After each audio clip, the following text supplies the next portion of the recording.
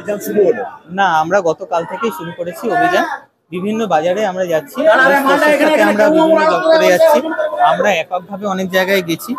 আমরা প্রত্যেক দিনই, শুধু আজকে বলে না, এটা যবে থেকে এরকম সমস্যার সম্মুখীন আমরা হয়েছি আমাদের এই ডিস্ট্রিক্ট, আমরা তবে থেকে বিভিন্ন বাজারে নানান রকম ভাবে অভিযান চালিয়ে এগুলো ডেটাটা কালেক্ট করছিলাম।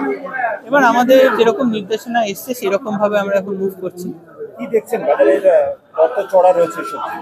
চড়া রয়েছে, আমরা চেষ্টা করছি এটাকে নিয়ন্ত্রণে রাখা এবং খুব যাতে মানে অসম্ভব দাম একটা যাতে না হয়ে যায় সেটার জন্য আমরা বিভিন্ন জায়গায় আবেদন করছি। আমরা যেরকম বিক্রেতাদের কাছে, খুচরো বিক্রেতাদের কাছেও বলছি, তেমনি আজকে আপনারা দেখলেন পাইকারি মার্কেটে আমরা এসেছি, ওনাদের কাছে একটা আবেদন রাখছি যাতে আমাদের দামটা একটা নিয়ন্ত্রণের মধ্যে থাকে। দেখুন, অনেক রকম কারণ থাকতে পারে, সেগুলো বিশ্লেষণ চলছে নানান জায়গা থেকে, তো সেটা এখনই বলা যাবে না, আরো কয়েকটা দিন গেলে আমরা বুঝতে পারবো কারণটা কি হয়। তবে চেষ্টা করছি যাতে আর না দামটা বাড়ে, এটা আমাদের সবার একটা যথেষ্ট প্রচেষ্টা থাকছে।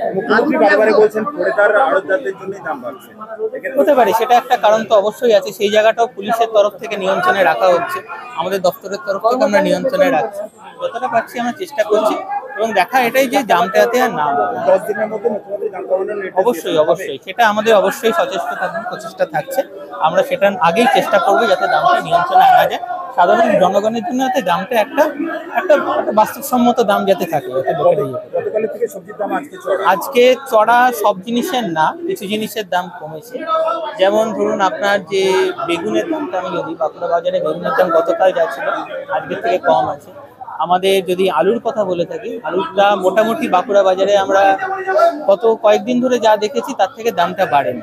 তো এই জায়গাগুলো আছে, এগুলো আমাদের এবং পুলিশ প্রশাসনও আছে, বিভিন্ন কৃষি দপ্তর আছে, বিভিন্ন দপ্তরের একটা যথেষ্ট প্রচেষ্টায় আমরা এটা